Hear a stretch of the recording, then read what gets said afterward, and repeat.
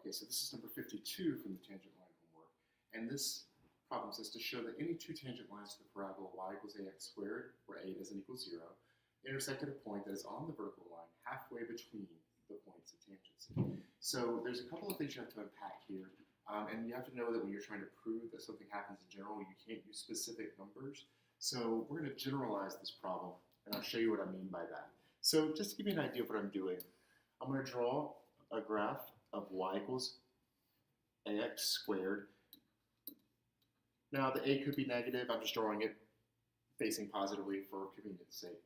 So I'm going to have two tangent lines on this, but I don't know where they're occurring. So I'm just going to mark those two tangent lines with letters. So let's call this one A, and then the y value would be, oh, let's not use A because got an A in the problem. Let's use B. And so then the y value there would be what you get when you plug B in, which would be AB squared. And then let's say I've got this line over here. We'll call that x value C. So the y value would be AC squared. And what I'm going to do is write the equations of the tangent lines here and then set them equal to each other to find the intersection point and show that that intersection point's x value is halfway between B and C. So that's my strategy here. So let's get the tangent line at B. And I need a point and a slope, and I've already got a point.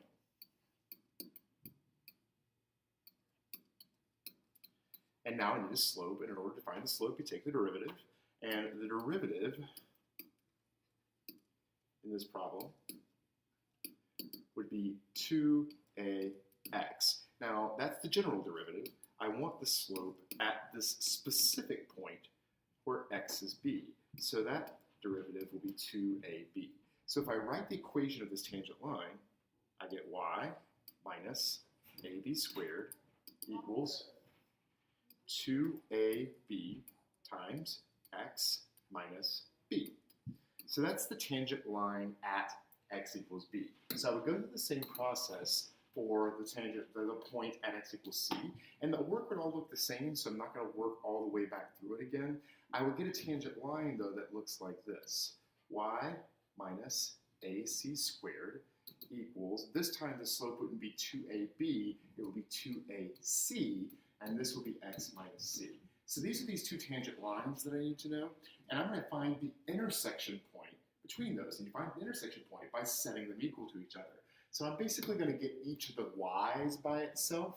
So when I get the y in the b equation by itself, it would be 2ab times x minus b plus ab squared. And that would equal what I get when I get the y by itself with the c equation, which is 2ac times x minus c plus ac squared. Now, if you look at these two sides of the equation, you have this first term here and the second term here. And both of those sides have that thing. If you look at all those terms, they all have a's in them. So I'm going to go ahead and just divide both sides of the equation by a to make this easier to look at. Let me change colors because we're using a combination of these two equations now. So that would be 2b x minus b plus b squared equals 2c times x minus c plus c squared. Now I'm going to distribute out the things that are in parentheses and combine like terms.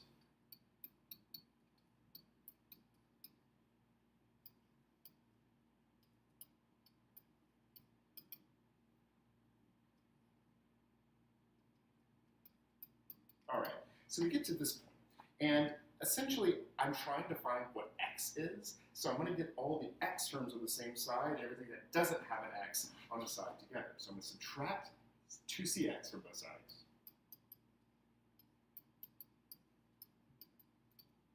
And then I've got a common factor of x on this side, so I'll pull it out. And that gives me a coefficient that I can then divide both sides by.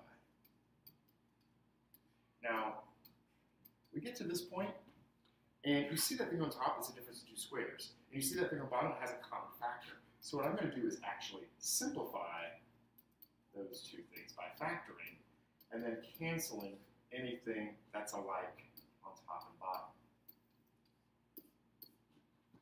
So what I end up with is b plus c all divided by 2. And you're asked to prove that the point is on a vertical line halfway between the points of tangency. Well, points of tangency were x equals b and x equals c. Halfway between those would be b plus c divided by 2. So we prove it. And that's number 52.